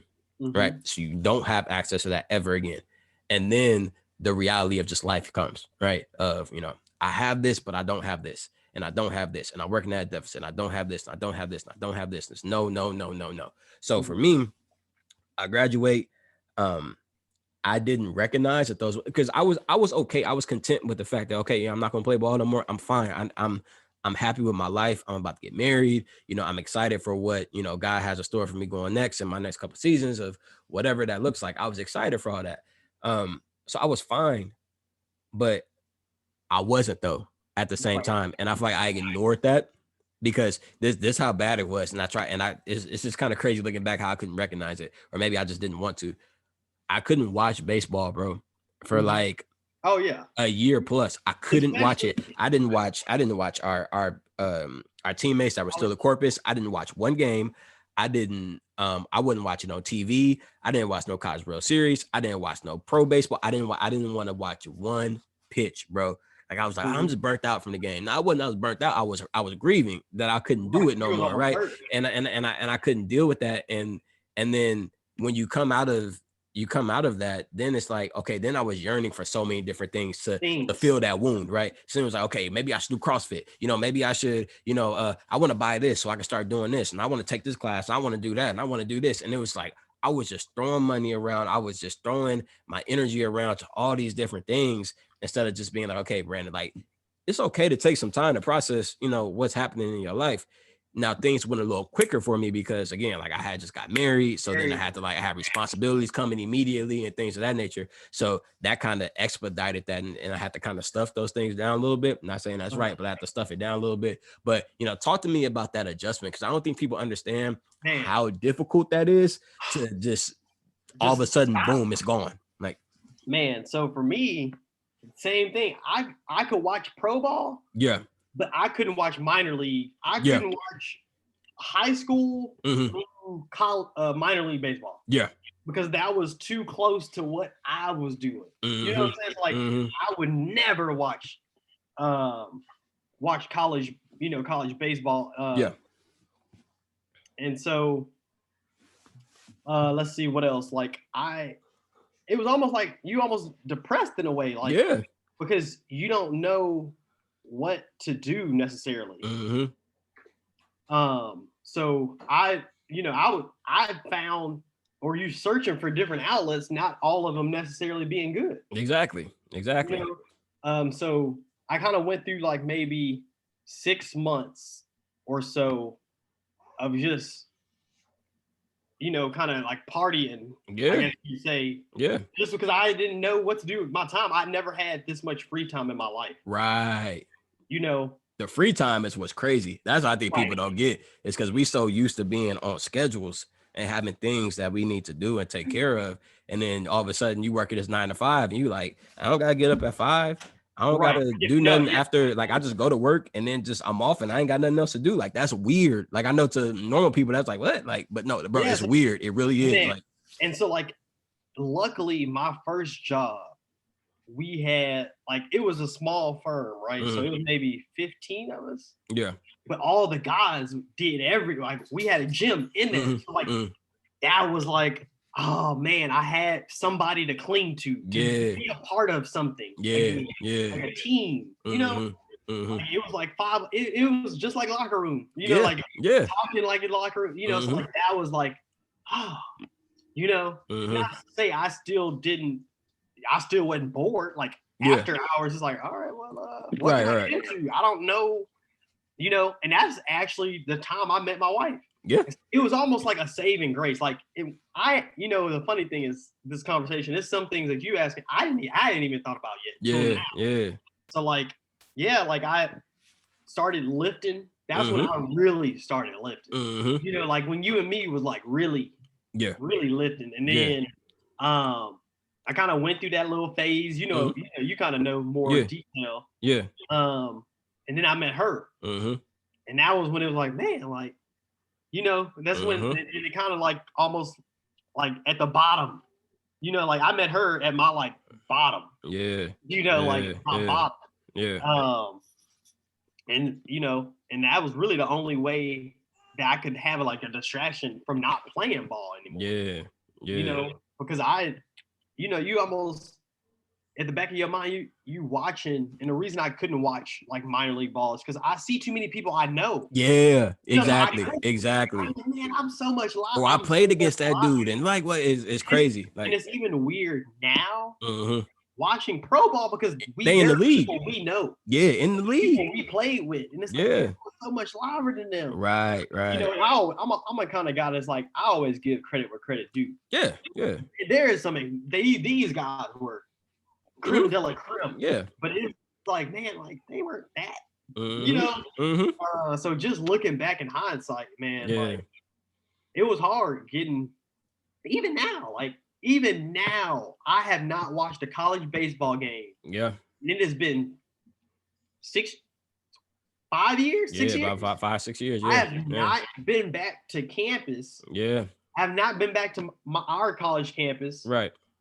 Since I left. Right. Isn't that weird? I mean, I don't know if it's, and I think like, or I think that's something like, that's why I wanted to make sure we talked on this because, you know, mental health is a very serious thing, you know, and it can cause issues in so many different phases of life. It's not just, you know, if you're married, it's not just if you're single, it's not just if you had trauma in your life. It can happen anytime. And I think from the athlete perspective, that's where a lot of that comes from. Now magnify that when you got pro ball players in whatever sport that's been doing it for even exponentially longer than we've been doing it. Right. So we did it all our life, then put another 15, 20 on top of that, and then have them retire. And then you see and you hear about how the family was like, he was just a mess. Like he was mean or he was, it's a grieving process. You know? Like, and I just want like, I don't necessarily know the answer to it besides, or the remedy to it, besides just being able to give yourself grace and also like be willing to internally look at the pain that is caused. And just be okay with like, okay, I know I gotta grieve and like vocalize that, you know, because like one thing I told my wife, I remember after I started to realize that I had to apologize to her, and I was like, I'm sorry, like for the way I've been, some of the things I've said, how I've acted, because I didn't know that I was grieving something, and I would take that out on you or whatever the case may be, like whatever that looked like. But you know, you don't even realize you're hurting people. You know, you don't realize like you damaging relationships. It's just a whole like spiral effect if you can't internally look at in this regard with sports, like to be like, okay, like I'm just hurting that I can't do something no more. Like and even to add on, to put this in perspective for people. So my last baseball game I played in was May or June 2015. So it's 2021 now. Yeah. I have not swung a baseball bat since 2015. I have not thrown a baseball. Like I walked away. It almost like I ran away from the game in a way. The only time I've thrown anything is playing with my dogs at the park. I'm throwing balls, you know, but like I'm talking a literal baseball. You know, like I have all my bats and stuff hanging, but I have never. It's weird. I don't know. And the crazy thing too, bro, kids, like that'll probably be one of the first. You're like, man, I'm hitting fungos. Like, man, I haven't really swung it. And the crazy thing too, off that, like even like with me, real quick, like my last game, I didn't even get to play my last game. We played, I don't remember exactly the day, but it's sometime in May, obviously. And it's senior day, our very last game on campus.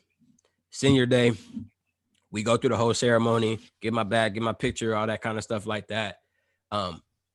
We start the game. My family's there, everybody's family's there, right? You know, like it's a big deal, right? It torrential downpour rains as hard as it possibly has ever rained in Corpus Christi, Texas. I mean, it is just raining elephants and dinosaurs outside. Like it is insanely raining. And obviously they try to delay it as much as they can. We throw the tarp on, like immediately they try and delay it because senior day, right? They want to give us that last opportunity. The crazy thing is we're the home team. We go on deep for first inning, 3 up, 3 down. Come in. I think we played 2 innings rather. Bottom of the second, I'm on deck. To get it, just I'm on deck. Not that in. Didn't even get to get my last at bat in. So like even that stuff of just feeling like, and it was kind of a fun little ending. You know, they called the game, and then like we ran on a tarp and slid all over the tarp, all wet. You know, hugging. You know, like kind of like one of the movies. You know, where everybody loving on each other, all soaking wet and stuff. So you know, and our families would watch it from the indoors, just all tearing up and stuff, watching us have a good time and stuff. But anyway, it's even that of just feeling like you didn't even get the opportunity to, you know, put a stamp on your career. It was like, so like it's a lot that goes into it. It's emotional. And right? to talk about that last game. So my last game was against Southeast Louisiana at the conference tournament. Yeah. Crazy thing is, I don't even remember the game. Yeah. I remember everything else other than I can remember every game leading up to that. Yeah. I can't remember my last game. I just remember hanging out with y'all. Yeah. Yeah. The team. Mm-hmm. I don't really remember playing in it. Yeah. I have pictures. I can Right. look up. I don't even remember that, but Right. it was more so like the team. So that's how I kind of knew like what I cherished more. Mm-hmm. It was just the team, Mm-hmm. you know. Mm-hmm. Yeah. So all right, I think we pretty much done with the sports talk. I know that was a lot, but we got, I think we got some good stuff in there. So for the listeners, I hope y'all enjoyed that. Yeah. And we could have gave y'all way more, but Oh yeah, if we really had all day. Yeah, we give y'all some game on that. But anyway, real quick, going back to finance, as a black man in finance, I see similarities between the game of baseball and finance, and I see it in this regard. So for the most part, as a black kid playing a sport like baseball, you don't see too many black kids playing baseball. For the most part, you probably were always a black one on your team, only black one on your team. I was until I got to college. And it was you and one other, right? So outside of that, I've always been and the travel ball team I played on for a little bit too. But anyway, at a high level, high school or anything like that, I was always a black kid on the team. So I feel like, and correct me if I'm wrong, it's kind of similar in finance as well, or just the teams you've been on, the environments you worked on. You usually probably were the only black dude in that. So what would your advice be to black people in general when it comes to establishing a career in finance? Kind of like wanting to step into, if you're not used to always being the only black person, and then but you want a career in finance, but you know that's what that environment looks like. What would be your advice to kind of get over that hump in a way? Mm-hmm. I would say, firstly, if you're looking at it in the sense of when you're in college, I would really advise, this is something I wish I would have done, is it just advise people to do internships. Mm-hmm. I didn't do anything. So when I started my career in finance, I was thrown into the deep end. I had no idea what to expect. But I think, playing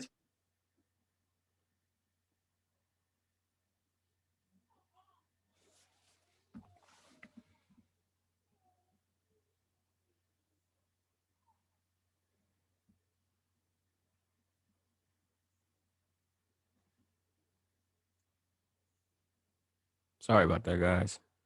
But also, hey Jay, sorry about that, man. Hey, go back. You were saying I lost you again. To start back yeah. Let's start back at the beginning if you don't mind.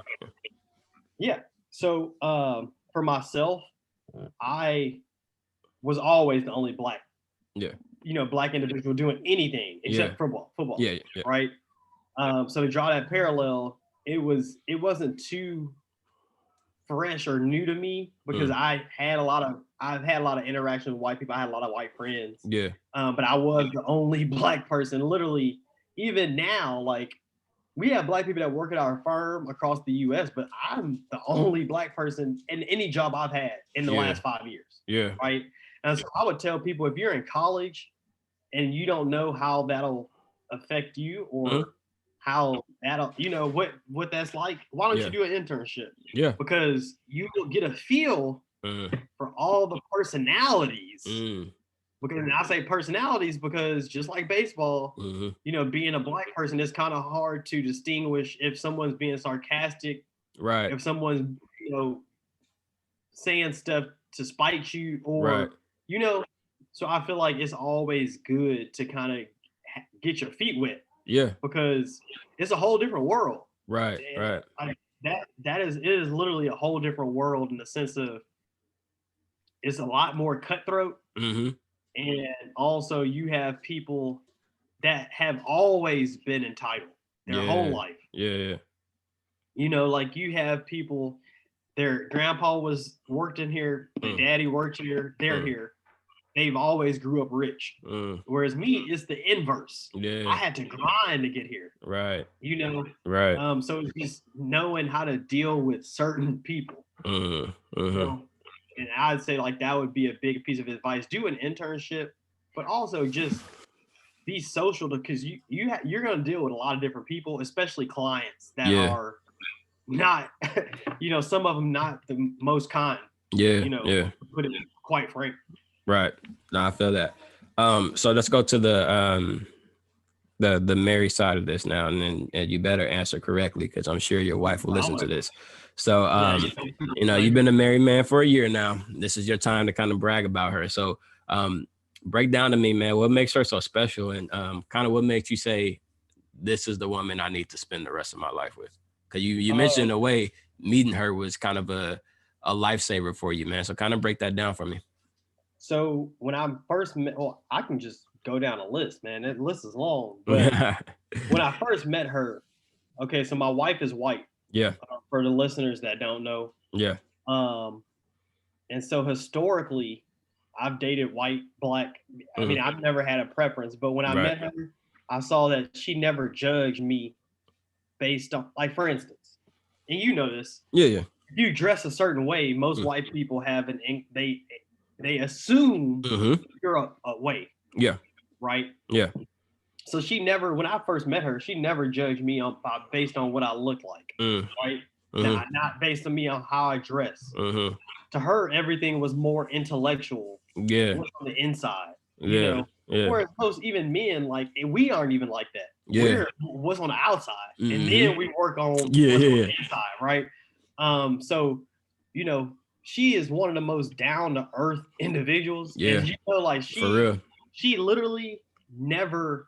So we've been together for about 3, 4, almost 4. Yeah. But she never, ever has tried to make me be a different person than I am. That's she good. has never made me say, "Don't talk like that."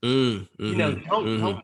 When you're around my family, don't act like that. You see what I'm saying? Like when I'm with my family, I act like I'm with you. Yeah. I act like I'm with my family. Right. You know what I'm saying? Right. And also, I think that was how she was raised. Her mom raised her very well, and she also grew up around a lot of Black, Hispanic, and white. Right? So it wasn't alien to her to have, me as a companion because a lot of her friends was Black. Right. Right. But also, like I was saying, her parents like really raised her in a way to where she, you're not judging people based on preconceived notion. Right. You know what I'm saying? This is action. What is your actions telling me? Right. But she loves my family, treats my family like hers. She probably talks to my sisters more than she talks to me. Yeah. I'm not gonna lie. She don't even text me. Yeah. Y'all listen. She never reads my text messages when she at work, but she talks to my mom. She called my mom, talked to my sisters, and my brother. And to me, that's a big thing because I'm a big family person. You know me, like it's you and Han and the fam. That's it. I don't really talk to a lot of people. Right. You and Han, that's my fam. So. And you said something, bro. I think is very important, bro. Especially when it comes to talking interracial. My wife is white as well, and just real quick, just my personal thoughts on this. Number one, I never thought that I was going to marry a white woman to begin with. Right. I never thought I would. Nothing against it. It wasn't that I was purposely trying to avoid that. Not at all. I never saw that. Right. I never saw that for myself. Anyway, I digress. What I'm getting to is I think the launching pad is I've had people ask me, Black people ask me plenty. I mean, I can't tell you how many times I get this question or this question in a roundabout way, and I get what they're trying to say. But they're like, what was it like when y'all were dating, or what's her family like? What's this like? And basically, I always interpret that as like you trying to figure out is if her or anybody close to her is racist, has been racist, or has an issue with me, right?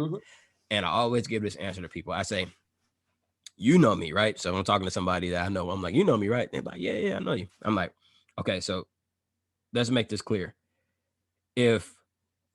Don't you think that if I was dating somebody or with somebody that ever made me feel like kind of like what you were saying, Jay, you still there? I think you're frozen, man. I think I lost you. Nah, man, I think I lost Jordan. See till you come back. Hey, There we go. I was gonna say it said I was the host. I said, wait, I'm here. Hold on. All right, I think we're back. we back. I heard everything you were saying though. Okay. Yeah, if anybody, if you're trying to, they were trying to see if Hannah's family, anyone in there made you feel less than. Yeah. So can you still hear me and everything? Everything sounds weird. Are you talking on a different device or something? No, I still hear you. Are you able to hear me? Yeah, I can hear you. I just hear you coming through my deal, but whatever. What I was saying though is like the way I look at it, bro, is I tell people, if you know me, you know that at the end of the day, do you really imagine me being okay with her or anybody close to her making me feel any type of way for being who I am? Right. So, and let's put that in the obvious of like racial, right? So you think that I would be with my wife if, let's just say, for example, her father ever said something racist to me? No, because probably what I would either do is say something to him or fight him, like one or the other, because I just don't care like that, right? Same with her. If she ever was like that, no, it wouldn't have been a question. I would have never let anything like that slide. So I always tell people the fact that I'm with this person and chose to marry them and chose to start a family and all that probably gives you a good inclination that they're not like that. Now, there's a big difference. I think people need to understand too. Like, are there things that I may have opened her eyes to when it comes to, being with the black man? Yes, absolutely. But that doesn't mean there's a difference between just being ignorant to some things and being racist. Two completely different things, right? So that's where I always tell people is like, that's my answer when people say that is like,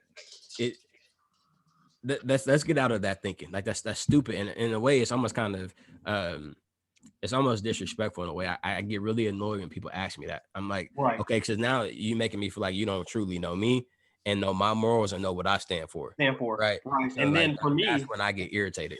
Right. And bouncing back to my wife's family, like I have a key to the house. Like I have literally a key to her parents' house. I know the law, and so I've received nothing but love, and I think my family feels the same way. Yeah. But I'll say, one thing my wife, one of the things that I couldn't do is have my career without, like, I couldn't have a career that I have without her support. Right. Because I travel sometimes. Yeah. So if you don't have somebody that is supportive of what you do, and it's kind of hard to have that balance. Yeah. So I feel like my wife does a great job with supporting me, and likewise, I try to do everything I can. But yeah, I think my wife, like, to pick up where I left off is, kind of just going through, and you were asking why. I believe just she was the one I wanted to marry. It was just all the other things that I mentioned, but also just love and support, like genuine though, not because I always say like now I'm doing well for myself in my career, but it when we first started dating, I didn't really make much money at all. Right. So she's been here with me just on a steady incline. Right. So that's why I'll say like she deserves everything, because she was here when I didn't have anything. Yeah. And so like I always hate like when people look at people that have success in their craft, like a Patrick Mahomes, and they say, oh well, she's just with him for the money. I'm like, well, no, like most of these people have been dating these people before they had anything. Exactly. So that's why it's nothing to me to go the extra mile. Yeah. Just because it's like when someone's truly genuine and loves you, then it's easy. Right. I really appreciate you. Yeah. Huh? I know. I was gonna say, that was just a maturing factor for me that I had to, kind of eat, as I got older. Yeah. Because obviously it hadn't always been that way for me. Right. No, I feel that. Yeah, I feel that.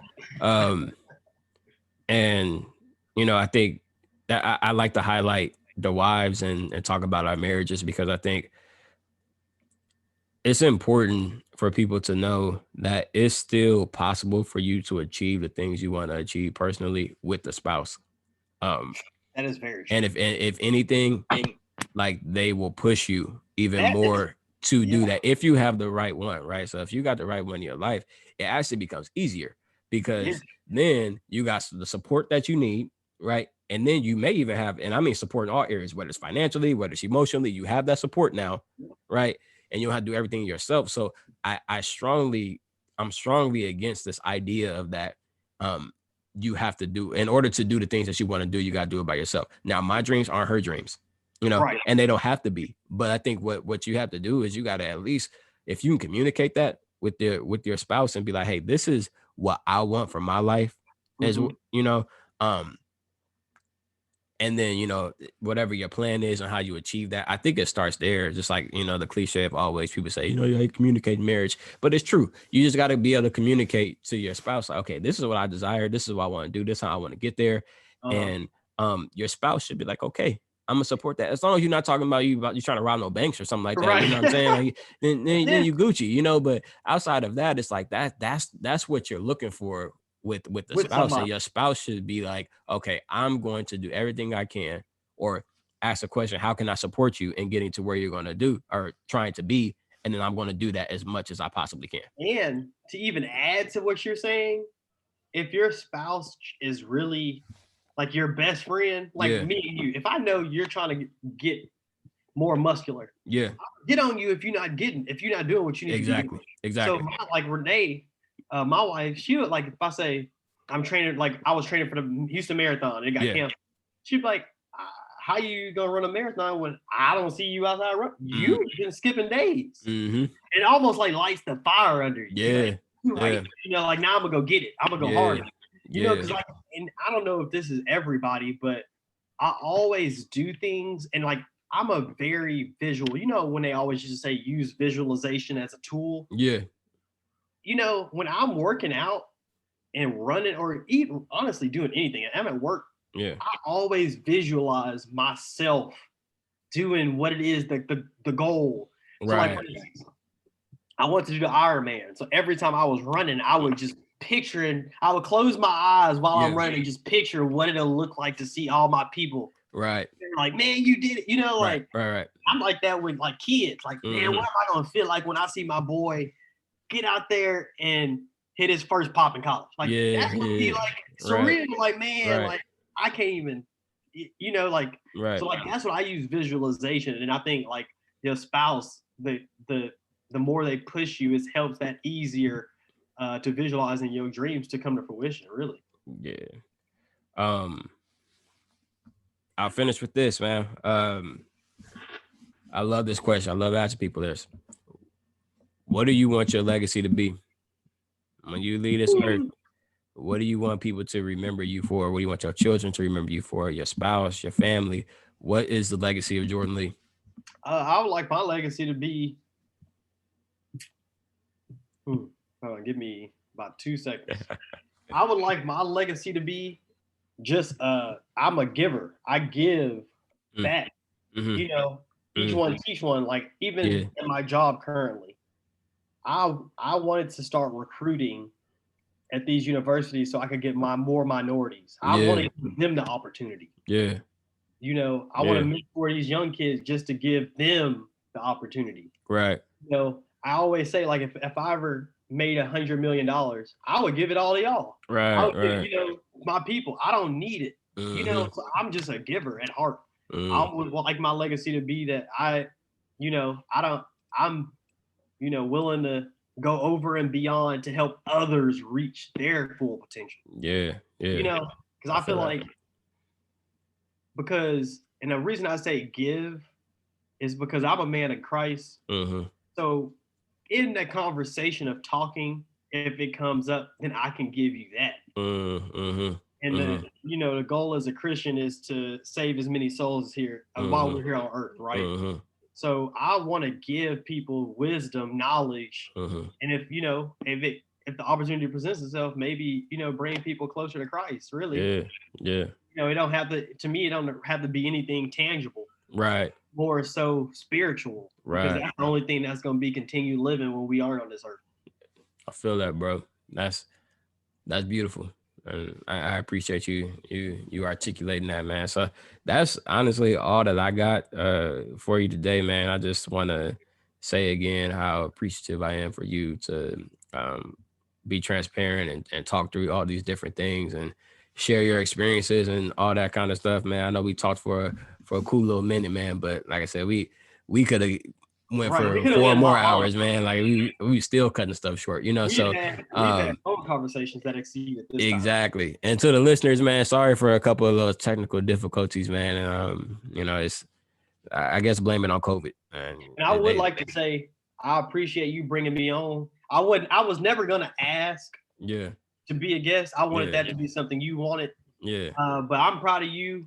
I know you mentioned you want to do this podcast for the last year, so you brought into fruition yourself just grinding with a child and being married. So I just say applause to you for making things shape. Yeah, really, I appreciate that, making bro. things happen.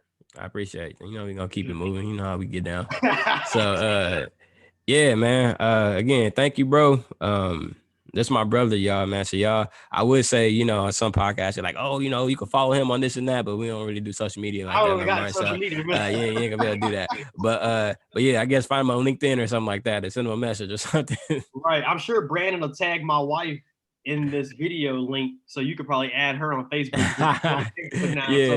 Add his wife. As weird as that may be, yeah, add his wife.